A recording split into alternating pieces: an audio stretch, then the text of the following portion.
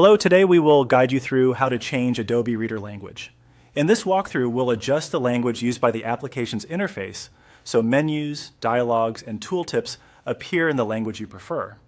This changes how the app itself speaks to you. It does not translate the text of your PDFs. Start by opening Adobe Acrobat. Give it a moment to load fully so the home screen and top toolbar are visible.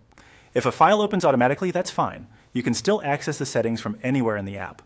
Next, look toward the top left corner for the main menu.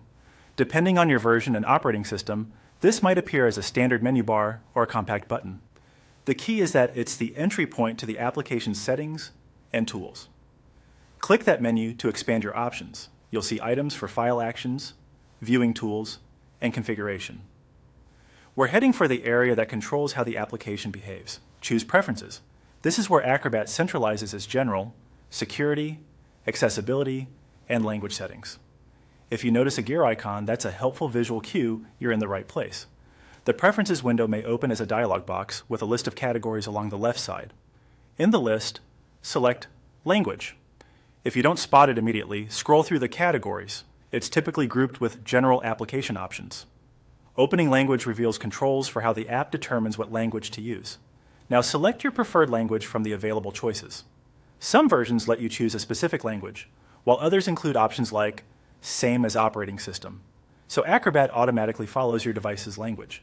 If you don't see the language you expect, it may not be installed yet or available in your current build.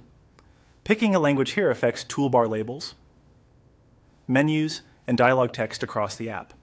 When you're satisfied with your selection, click Done to apply the change. In many cases, the interface updates right away. In others, you may notice the full change the next time the application launches. Either way, your preference is saved. Remember, switching the application language won't modify the actual content of PDFs, only how Acrobat presents its own controls.